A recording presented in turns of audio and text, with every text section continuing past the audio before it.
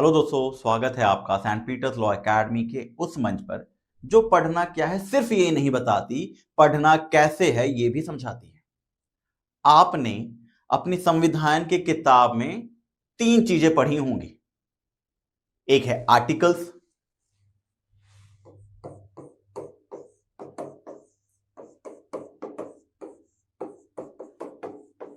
दूसरा है parts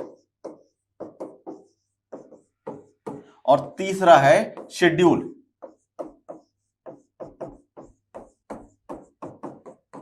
schedules, ये तीन चीजों में ही हमारा पूरा संविधान वर्गीकृत है, डिवाइड है। तो इसी में से इस वीडियो से मैंने आपके लिए एक बड़ा इंटरेस्टिंग चीज उठाया है और वो है list of schedules. List of schedules, हमारे पास कुल 12 शेड्यूल्स हैं। We have total 12 schedules in our constitution. लेकिन क्या आपको ये 12 शेड्यूल्स याद हैं? क्या आप आंख बंद करके बता सकते हैं कि schedule 1 belongs to this, schedule 2 belongs to this? आंख बंद करके आप बता सकते हैं? इस वीडियो से पहले तक आपका ज्ञान इन 12 अनुसूचियों को लेकर के क्या था मुझे नहीं पता, लेकिन इस वीडियो के बाद आपका ज्ञान उस समुद्र में गोता लहराते हुए नजर आएगा जो एक अच्छा तैराक कहलाता है। अर्थात इस वीडियो के बाद अब 12 schedules tip on the nails याद रखेंगे। सब क्या कहते हैं, मुझे टिप ऑन द फिंगर्स याद है, लेकिन मैं कहता हूं कि आपको टिप ऑन द नेल्स रखने की जरूरत है, नाखूनों पे, वो उंगलियों पर नहीं। तो चलिए ज्यादा वक्त ना लेते हुए हम लोग इस वीडियो को स्टार्ट करते हैं। जनरली आपने देखा होगा कि हमारे संविधान में कुल 12 शेड्यूल्स हैं। तो पहले हम 12 को लिख लेते हैं। 1, 2, 3, 4, 5, 6, 7, 8, 9, 10, 11, माफी चाहूंगा,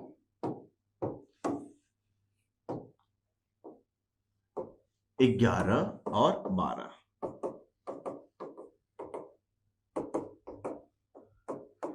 चलिए, अब आपको क्या करना है, जैसे मैंने कहा ना कि एंजॉय करिए इस चीज को पढ़ते हुए। स्पोर्ट्स खेलना पसंद है आपको, किसी ना किसी स्पोर्ट्स में आपकी रुचि जरूर होगी। ज्यादातर इंडियंस को क्रिकेट पसंद है। मैं भी उन्हीं इंडियंस में से एक हूं जिसे क्रिकेट कुछ ज्यादा पसंद है। तो चलिए स्पोर्ट्स खेलते हैं। S P O R T S, okay, sports. ठीक है, चलिए पहले इस 6 को देखें। S,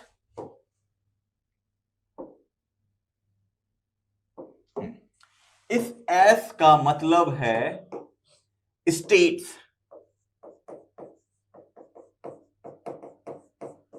states and it's union territory. S denote for schedule 1, S, S denote for states and union territory. P, P denote for payment.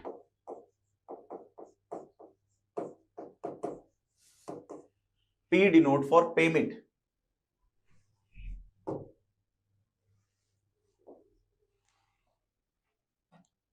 O denote for oath. Oath. R denote for oath अर्थात शपथ लेना, oath and affirmation. R denote for Rajya Sabha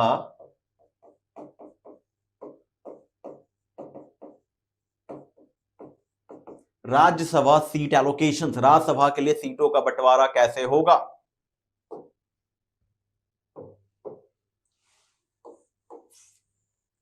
T denote for tribal state.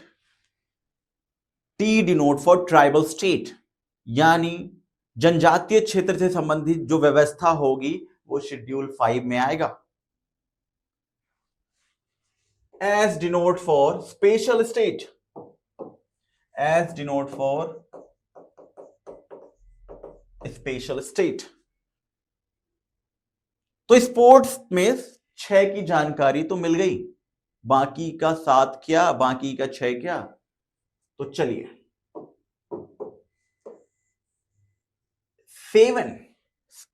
7 को हिंदी में कहते हैं 7।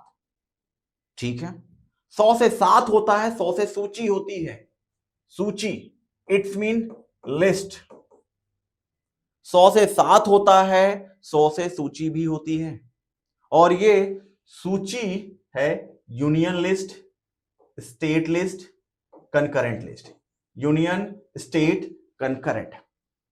यानी schedule 7 talks about सूची अर्थात लिस्ट। 8 क्या है?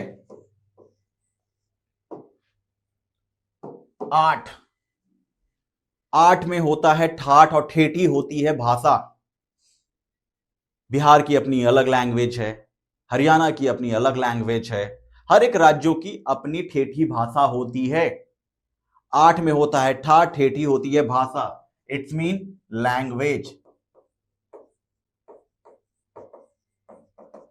Language.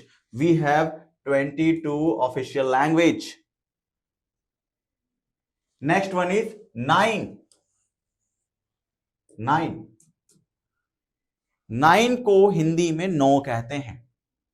और यहां पे आपको 9 लिख देना है।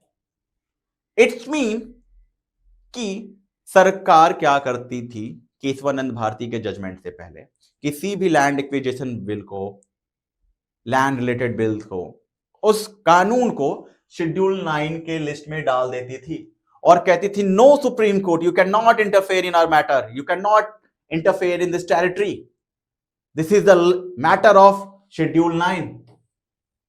It's mean you can not, no you can not interfere in schedule 9।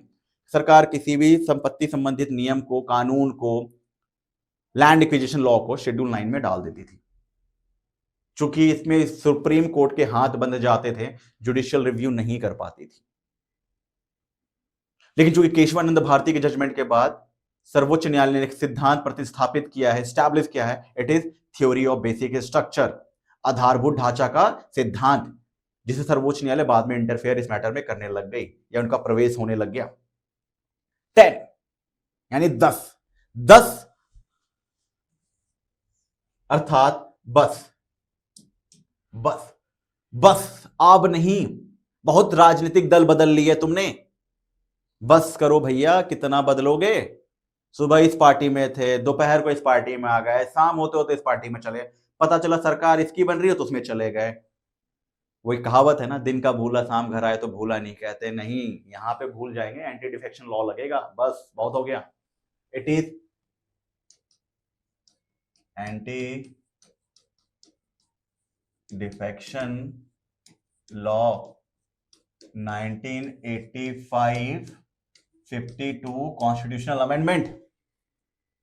Anti defection law 1985। तो ये है दल बदल कानून, बस बहुत बदल लिया, 10 बस। Next one is 11। It is also very interesting. आप 11 कैसे लिखते हैं? 2 सीधे डंडे। और माफी चाहूंगा, इस लाइन को अलग ढंग से ना लें, गांव के लोग बड़े सीधे होते हैं, बहुत सीधे होते हैं। ऐसा माना जाता है कि गांव के लोग बड़े सीधे भोले भाले होते हैं।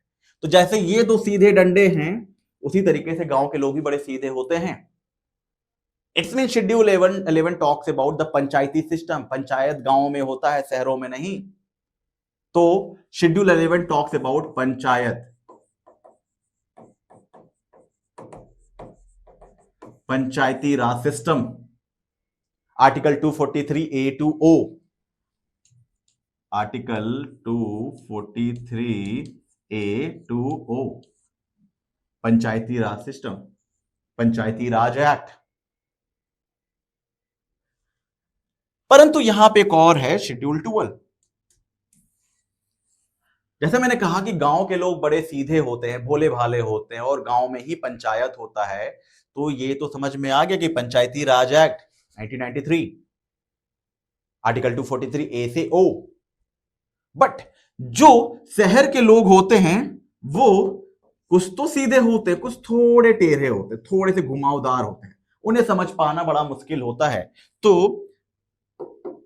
म्युनिसिपैलिटीज का जो प्रोविजन है म्युनिसिपैलिटीज एक्ट वो है शेड्यूल 12 में, आर्टिकल 243 P2ZG म्युनिसिपैलिटीज एक्ट। तो इस प्रकार आप देख पा रहे होंगे कि इससे पहले तक आपको शायद पता ना हो, लेकिन इस वीडियो से आप एटलीस्ट शेड्यूल्स में गलतियां नहीं करेंगे। शेड्यूल्स बड़ा इंपॉर्टेंट रोल प्ले करता है किसी भी तैयारी में, चाहे आप न्यायिक सेवा की कर रहे हो, सिविल सेवा की कर रहे हो, इससे एक सवाल मिल जाता है। मुझे उम्मीद है यह वीडियो आपके लिए बड़ा इंटरेस्टिंग रहा होगा, यूजफुल रहा होगा, और आगे आने वाले परीक्षाओं में इस वीडियो के माध्यम से आप OMR सीट का गोला बड़ी इजीली भर सकते हैं। इसी तरीके के इंटरेस्टिंग वीडियो के साथ मैं प्रेम कुमार निरंतर आपके साथ जुड़ता रहूंगा। तब तक के लिए आप हमें इजाजत दें। जय हिंद, वंदे मातरम।